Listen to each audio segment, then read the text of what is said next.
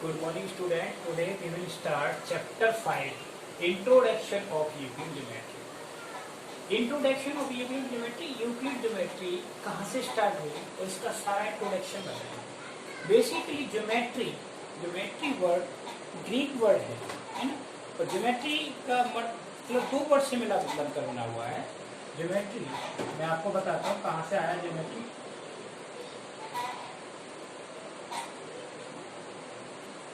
इसमें दो वर्ड्स हैं, कॉम्बिनेशन ऑफ टू वर्ड. एक है GEO. इसका मीनिंग क्या है? GEO का मतलब अर्थ. ठीक है ना. जियो मीन्स अर्थ. ठीक. और प्लस मैट्रिक. मैट्रिक मीन्स क्या होता है? मेजरमेंट.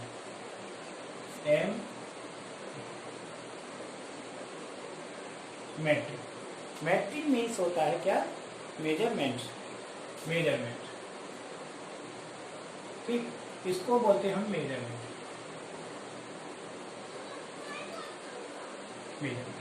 ठीक. तो इसका मतलब है ज्योमेट्री. जियो मीन्स अर्थ, मेजरमेंट यानी अर्थ की मेजरमेंट के लिए जो यूज किया गया यानी एप्लीकेशन यूज की, दैट इज कॉल्ड ज्योमेट्री. यानी branch of mathematics which use to measure the earth. यानी प्लेन सरफेस. अर्थ का मतलब हुआ प्लेन सरफेस. प्लेन सरफेस की मेजरमेंट के लिए जो मैथमेटिक्स की जो ब्रांचेज यूज हुई, दैट इज कॉल्ड ज्योमेट्री. उसको हमने ज्योमेट्री कहा गया. ठीक है ना. और ये मोस्टली लैंड के सरफेस की मेजरमेंट, इसकी स्टार्टिंग हुई लैंड जमीन की मेजरमेंट करने के लिए, वहां से ज्योमेट्री चली. अब इस ज्योमेट्री में सबसे पहले जो हमारा कंट्रीब्यूशन था वो किसका था? किसने स्टार्ट किया ज्योमेट्री को? यानी ज्योमेट्री को डिस्कवर करने वाले कौन थे? वो was the mathematician which discover the geometry. यानी ज्योमेट्री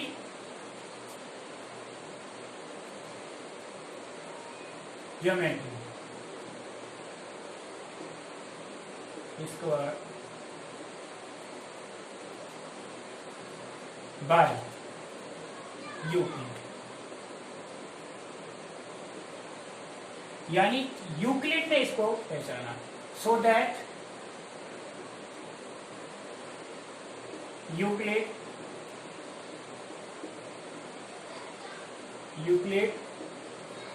is known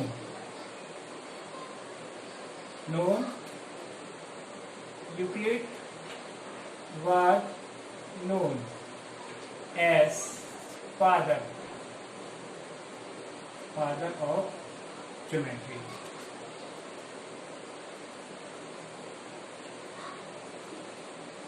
इसीलिए यूक्लिड को ज्योमेट्री का फादर जाना जाता है, क्योंकि यूक्लिड ने ही ज्योमेट्री की खोज की, ज्योमेट्री के बारे में जानकारी दी और बताया. कहाँ पर? वेयर? In Egypt. इजिप्ट में. ठीक है ना. इजिप्ट था पहले कंट्री. ठीक है. ग्रीक में इजिप्ट है, वहां पर उन्होंने इसकी खोज की. इसीलिए अब तीसरा किस ईयर में थी? In the year 300 BC. 300 BC में इन्होंने इसकी खोज की. इन 300 BC में Euclid, who was the teacher of Alexandrine in Egypt, जो कि अलेक्जेंडर इजिप्ट के समय पे वो टीचर था. ये आपने SST में पढ़े होंगे. BC क्या बोलते हैं? बिफोर क्राइस्ट बोलते हैं. इजिप्ट एक कंट्री था उस समय, है ना. अलेक्जेंडर का शासन था. उसके समय पे यूक्लिड मैथमेटिशियन हुए जिन्होंने ज्योमेट्री को डिस्कवर किया, ज्योमेट्री का पता लगाया, उसके यूज बताए, उसके कहाँ पर यूज किया जाता है और कितनी बुक्स हैं ज्योमेट्री की, और उन सबको ज्योमेट्री किस नाम से जाना गया था. तो ज्योमेट्री को उन्होंने नाम दिया था, प्रॉपर नेम द एलिमेंट्स.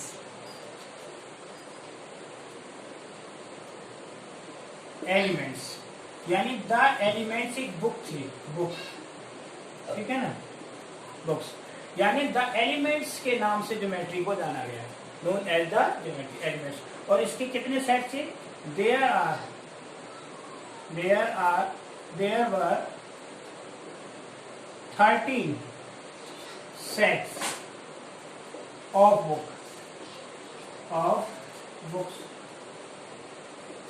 ठीक है ना, in the elements, in the elements, यानी एलिमेंट्स में 13 बुक्स थी, 13 सेट्स थे, जिसके अंदर सबसे पहले उन्होंने कौन सी ज्योमेट्री बताई? Plane geometry, plane geometry, plane geometry यानी सरफेस रिलेटेड ज्योमेट्री करते हैं। ठीक है, अब इसमें सबसे पहले आप कोई चीज ऐसा खोज करो कि मैं किसी चीज की खोज करता हूं तो सबसे पहले मैं क्या बताऊंगा? उसकी डिटेल में, उसकी बेसिक चीज बताऊंगा, डेफिनेशंस बताऊंगा क्या है ना। फिर उसके बारे में उससे रिलेटेड फैक्ट्स बताऊंगा जिन्हें हम मैथमेटिक्स में बोलते हैं एक्सियम। फिर उसके बाद हमने इसमें क्या प्रूफ किया, क्या चीज बढ़ाई, कहाँ कहाँ इसको यूज करते हैं, दैट इज कॉल्ड पोस्टुलेट। तो उन्होंने 3 चीजें दी यूक्लिड में। कौन कौन सी 3 चीजें दी यूक्लिड की ज्योमेट्री में?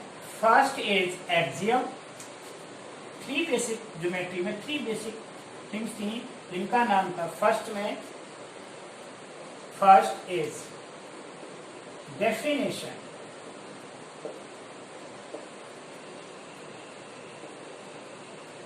ठीक, सेकेंड इज एक्सियम, ठीक, and third is postulate.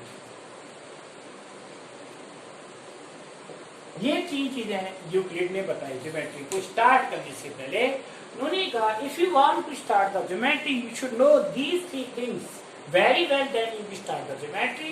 First is definitions of each and everything, second is axiom and third one is postulate. यानी यूक्लिड ने कहा कि हमें 3 चीजों की जानकारी होनी चाहिए। क्या?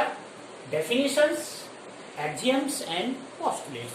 अब डेफिनेशंस ये नहीं कि हर किसी के लिए, डेफिनेशंस उन फैक्ट्स की, उन पैरामीटर्स की, उनके जो मैथमेटिक्स में यूज होते हैं। ये नहीं कि आप किसी की भी डेफिनेशन ले लो, जो ज्योमेट्री में यूज होते हैं। अब ज्योमेट्री में मोस्ट ऑफ क्या यूज होते हैं? जैसे पॉइंट है ना, पॉइंट, इसकी डेफिनेशन दी, पॉइंट क्या है।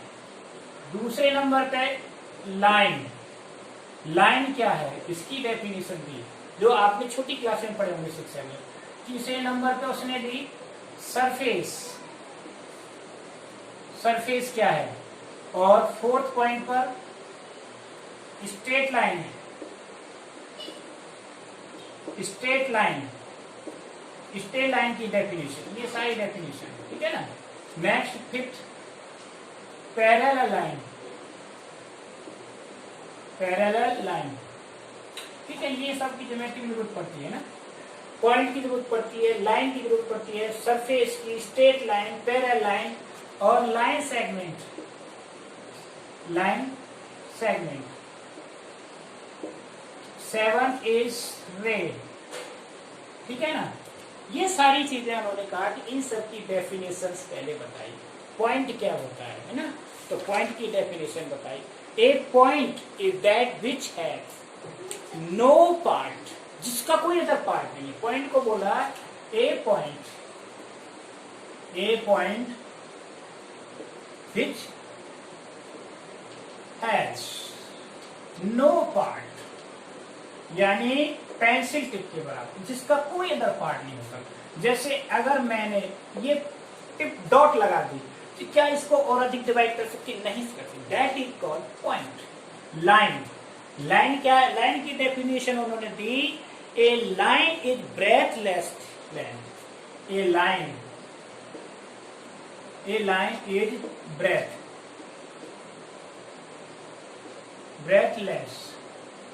ब्रेथलेस लेंथ, यानी ऐसी लेंथ जिसमें ब्रेथ ना हो, सीधे स्ट्रेट, यानी correction of point. Surface, a plane surface, यानी सरफेस की डेफिनेशन दी। तो सरफेस क्या होता है? A surface which has length and breadth. Surface क्या होता है? जिसमें लेंथ और ब्रेथ होती है। A surface which has length and breadth, यानी सरफेस में दोनों चीजें होती है, लेंथ और ब्रेथ। स्ट्रेट लाइन, अब एक स्ट्रेट लाइन की थी, तो स्ट्रेट लाइन में क्या होता है? Straight line is a line which lies evenly with the point. A line which lie evenly with the points. with the एक एक लाइन की उन्होंने डेफिनेशन दी, पॉइंट्स, विद द पॉइंट्स, ठीक है ना. A parallel line, the pair of line which never meet any point, जो कहीं नहीं मिलती, दैट इज पैरेलल लाइन, यानी एल और एम. तो इसमें लिखेंगे एल पैरेलल एल. ठीक. Line segment, a part of line,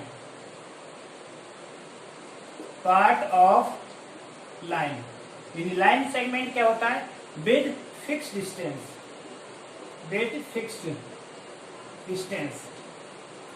ठीक है. फिक्स्ड लेंथ होगी, नॉट डिस्टेंस, लेंथ, ठीक है ना. ये सारी चीजें, ये डेफिनेशन. रे, ठीक है. रे क्या होती है? A line with one end point. Ray has one end point, जिसका एक ही एंड पॉइंट होता है. जैसे रे है, जहां से निकलती वो पता है, कहां तक जाती है नहीं पता. जैसे लाइट की जितनी भी रे होती है, इनका कोई पता है कहां तक एंड.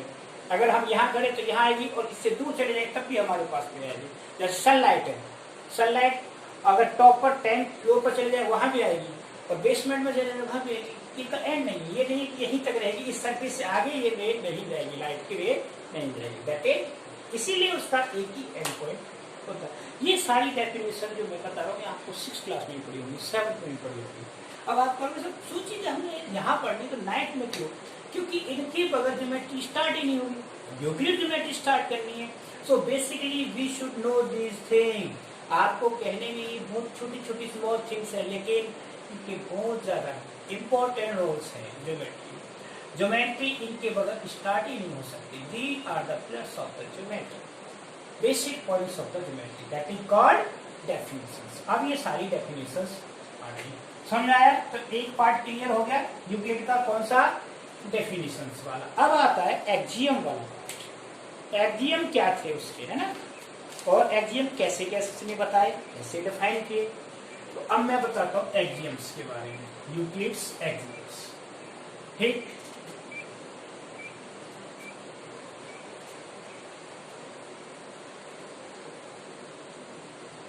एक्सियम होता क्या है पहले मैं बताऊं. Axiom is the fact which is already proved.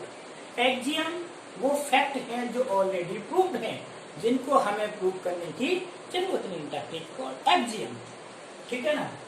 तो अब आता है दूसरा पॉइंट, एक्सियम्स.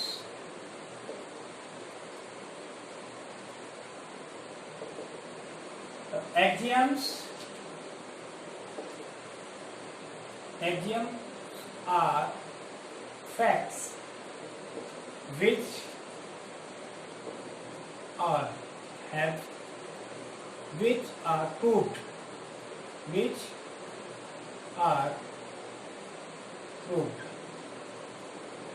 ठीक है ना, जो ऑलरेडी प्रूव्ड है. Axiom are the fact which no need, ये सही रहेगा, टू बी, ठीक है, जिनको प्रूव की जरूरत नहीं है. ठीक है, प्रूव करने की जरूरत नहीं. अब इसमें एक्सियम कौन कौन से हैं? एक्सियम मैं बताता हूं. पहला एक्सियम, ठीक, एक्सियम्स नंबर 1. पहला एक्सियम क्या है? Things which are equal to the same, things are equal to one another. अगर दो चीजें इक्वल हैं तो वो इक्वल ही होंगी, उनमें कोई चेंज हो सकता है. तो यही कहा, जैसे a is equal to B तो b is equal to a, है ना. कैसे भी कर दो, यानी दोनों आपस में बराबर हैं, इंटरचेंज करने पर भी वो बराबर ही होंगे. तो ये यूनिवर्सल, इसको हम चेंज नहीं कर सकते, ऑलरेडी प्रूव्ड है. इसीलिए एग्जाम में वही फैक्ट्स आते हैं जो ऑलरेडी प्रूव्ड हैं. ठीक. तो थिंग्स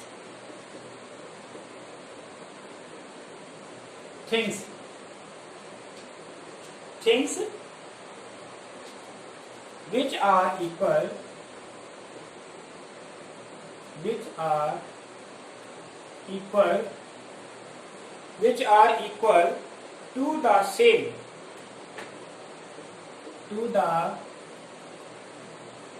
same thing. ठीक है ना, to the same thing are equal to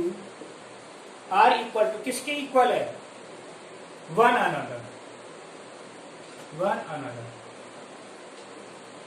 ठीक है ना. दूसरा एक्सियम नंबर 2. एक्सियम नंबर 2 क्या है? If the equal are added to equal, यानी इक्वल को अगर इक्वल में ऐड करेंगे, द थिंग्स आर इक्वल. ठीक है ना. If the equal are added to equal, if equal are added to equals, in that condition the wholes are equal. The wholes are equal, यानी ये equal हो. ठीक है ना, हो गया. The wholes are equal. अब दूसरा है, इसका एग्जाम्पल हम देते हैं.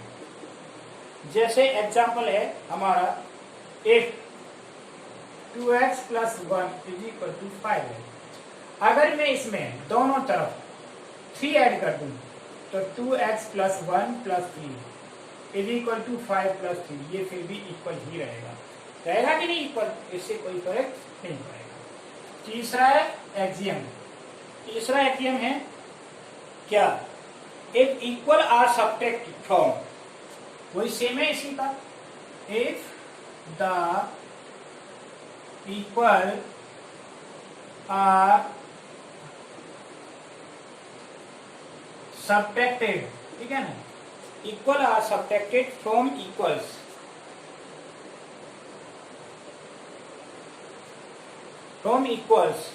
in that condition the remainder are equal, then the remainder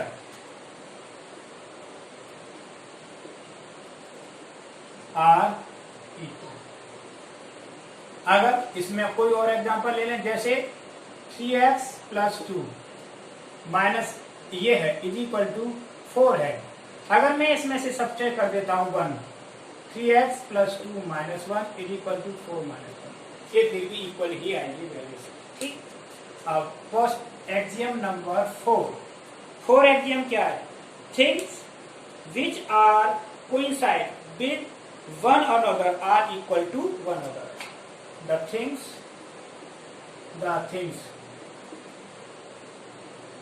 which are coincide को जानते हो क्या? जो एक दूसरे को कवर कर ले.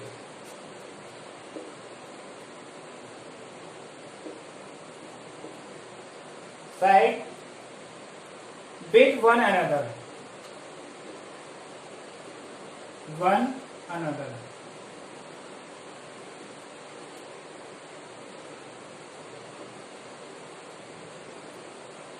With another, ठीक है ना, are equal to one another. To one another. ठीक, ये हो गया. अब इसमें भी आप कर सकते. ठीक है. नेक्स्ट है पोस्टलेट नंबर 5 पोस्टलेट 5 है the whole is greater than the part. The whole is greater than the part. Whole is greater than part. अब जैसे मैंने एग्जाम्पल इसका 100 ले लिया. 100 क्या? फुल होल है. और इसका दूसरा पार्ट ले लिए 99.99, तो ये हमेशा इससे अधिक होगा। ठीक है ना। अब नेक्स्ट है 6 है things which are double.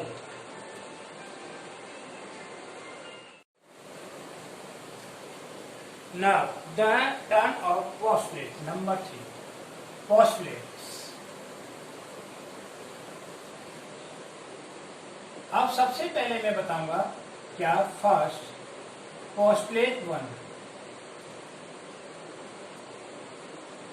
Postulate number 1 number postulate क्या है।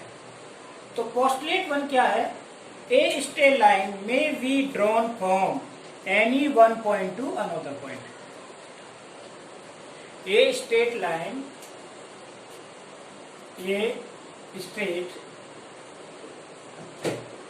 a straight line may be drawn from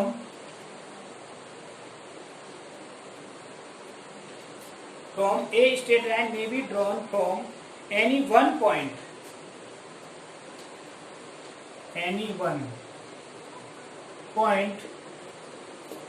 to another point।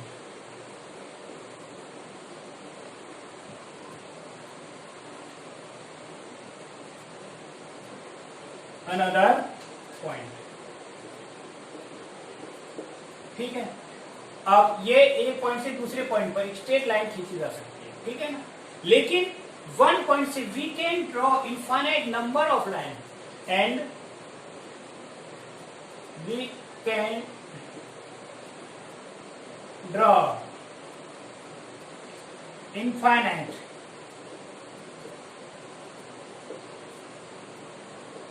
number of line from one point, यानी एक पॉइंट से। ठीक है। एक पॉइंट से तो इनफाइनाइट लाइन खींच देंगे और 2 पॉइंट से एक ही लाइन जाएगी। जैसे ये पॉइंट ए है और दूसरा पॉइंट बी है, तो इन दोनों पॉइंट से क्या लेते हैं नीचे, पॉइंट ए और पॉइंट बी, तो इन दोनों पॉइंटों से हम खींचेंगे तो एक ही लाइन जाएगी, that is only one line. Only one line can pass. ठीक है ना। अब दोनों पॉइंट से, एक पॉइंट ये हो गया और एक पॉइंट ये हो गया, ओनली वन लाइन। अब एक ही पॉइंट पर देखेंगे तो इनफाइनाइट नंबर ऑफ लाइन से हो जाएंगे। एक तो ये हो गई, एक ये हो गई इस तरह से,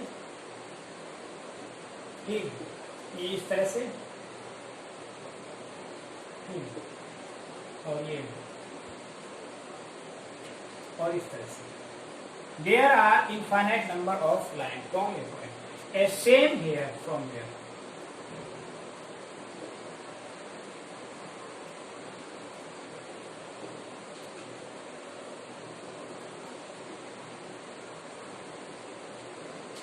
ठीक, यानी we can draw infinite number of lines, यानी यहां से इनफाइनाइट। ये हो गया पोस्टुलेट नंबर 1, पोस्टुलेट 1। ठीक है। अब आओ पोस्टुलेट नंबर 2 पर। पोस्टुलेट 2 पर हम देखेंगे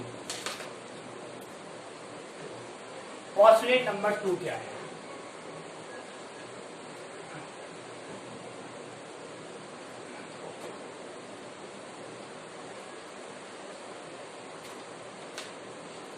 नेक्स्ट है पोस्टुलेट 2।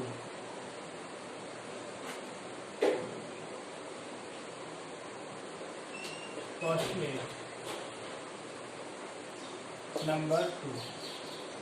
नंबर 2 पोस्टुलेट क्या है। नंबर 2 पोस्टुलेट में ए terminating line can be produce infinite. A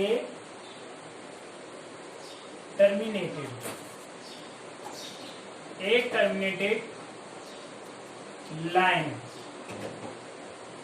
can be produced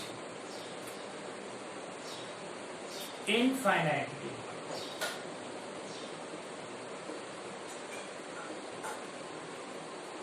ठीक है ना। उसको infinitely बढ़ा सकते हैं। इनफाइनाइटली इसमें आएगा इनडेफिनिटली, इनडेफिनिटली नॉट इनफाइनाइटली, अलग हो गया था, ठीक है ना, इनडेफिनिटली।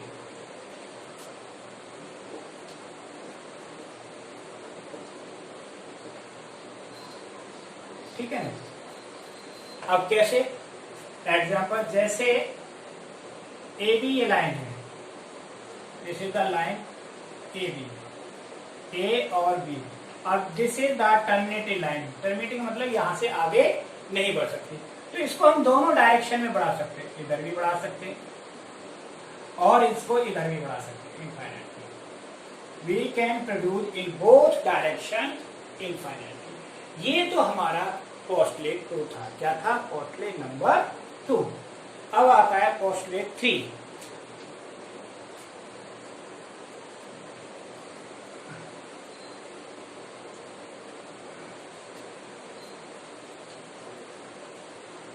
पोस्टुलेट 3, पोस्टुलेट 3 क्या है?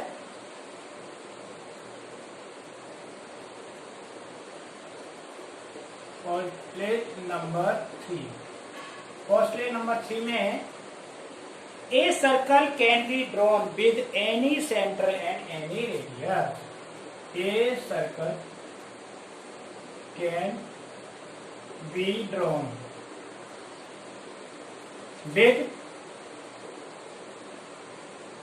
any center and any radius। ठीक है ना, any centre and any radius. तो किसी भी सेंटर और किसी भी रेडियस से हम सर्कल खींच सकते हैं। इसके लिए ये नहीं कि इसकी रेडियस कम है तो सर्कल नहीं खींच सकते। जैसे ये रेडियस है तो इस रेडियस से हम सर्कल खींच सकते हैं, ठीक है ना, ये सेंटर O होगा। और दूसरा और बड़ा सर्कल खींचना है तो और बड़ा सर्कल खींच सकते हैं। तो we can draw any circle with any radius R, ठीक है ना, ये R, दैट इज ऑल। समझ आए? ये था पोस्टुलेट नंबर 3।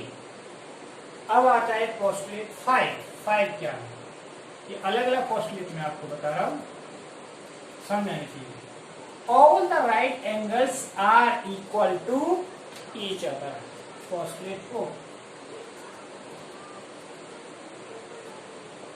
पोस्टुलेट नंबर 4, ये नंबर से जानी जाती है।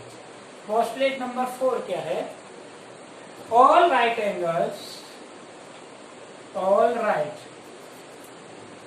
राइट एंगल्स आर इक्वल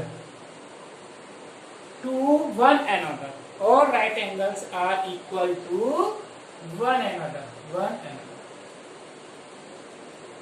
ठीक है, सभी राइट एंगल्स आपस में इक्वल होते हैं, चाहे तो कोई छोटा है चाहे बड़ा है। सपोज करो मैंने एक राइट एंगल तो ये बना दिया है ना, ठीक, और एक राइट एंगल ये बना दिया, ठीक, और राइट एंगल का सिंबल लगा दिया, और एक राइट एंगल इस तरह से ये बना दिया मैंने। क्या ये इक्वल नहीं होंगे? इक्वल होंगे, ठीक है ना। तो यही कहा गया है कि all right angles are equal. ठीक है, वो कितने भी बड़े हो छोटे हो सारे राइट एंगल्स इक्वल होंगे। ठीक है, अब है last postulate, that is by number 5। इसको हम 5 नंबर से रिप्रेजेंट करते हैं, और this is important postulate. Postulate number 5, postulate number 5। Number 5 postulate क्या है ये देखो, मैं आपको पहले डिटेल में इसका एक्सप्लेन कर दूं। If A line, straight line falling on the two straight lines and intersect at 2 points, then the interior angles, when the sum of these two interior angles is less than 180 degree, then these two lines meet each other when we will produce। जब हम उन दोनों लाइनों को आगे बढ़ाएंगे तो वो जरूर मिलेंगी। If the sum of interior angle is 180, then they will be parallel। अगर 180 है तो पैरेलल। तो मैं आपकी स्टेटमेंट लिखता हूँ, थोड़ा बड़ा है इसका। If a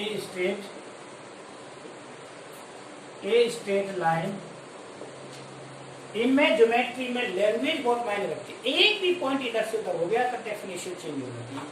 एक ही straight line following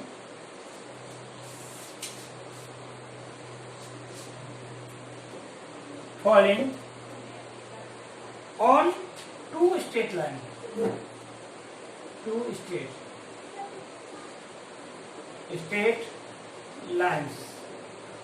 on two straight lines makes the interior angles बनाती है on the same side, जिसको हम कोइंटीरियर बोलते हैं इन केस ऑफ पैराबोला, ठीक है ना। Same side of it taken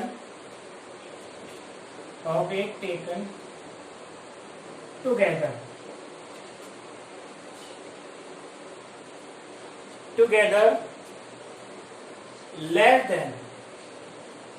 less than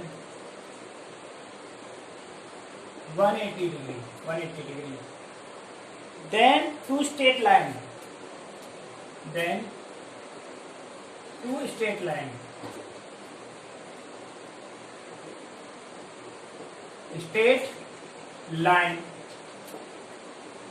meet each other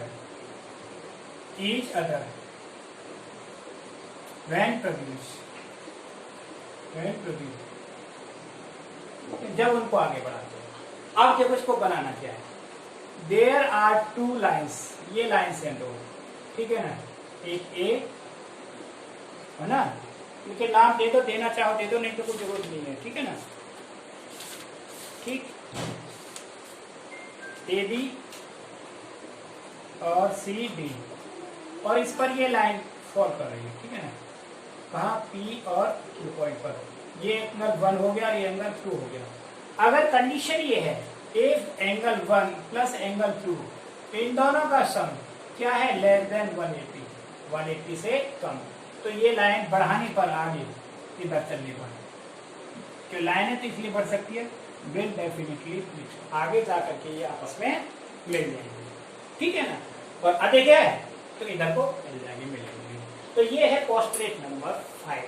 तो इस तरह से आज मैंने यूक्लिड ज्योमेट्री के आपको सारी बेसिक थ्योरेटिकल पार्ट आपको समझा दिया। और इस चैप्टर का नाम ही है इंट्रोडक्शन ऑफ यूक्लिड ज्योमेट्री। कोई न्यूमेरिकल नहीं, कोई क्वेश्चन नहीं, कोई थ्योरम नहीं, बस ज्योमेट्री के बारे में इंट्रोडक्शन ही है। ज्योमेट्री हम पढ़ते हैं, हमें किसकी चीज की जरूरत पड़ेगी, क्या चाहिए, क्या डेफिनेशन आनी चाहिए, एक्सियम क्या होते हैं, पोस्टुलेट क्या होते हैं, आपको पता चल गया। Axiom is the facts which already prove, जिनको प्रूव करने की जरूरत नहीं है। Postulate we need to be prove, postulate को हमें प्रूव करना पड़ता है। कुछ थ्योरम में ऐसी होती है जो एक्सियम बेस होती है, जिनको हमें प्रूव नहीं, ऑलरेडी प्रूव्ड होते हैं, ठीक है।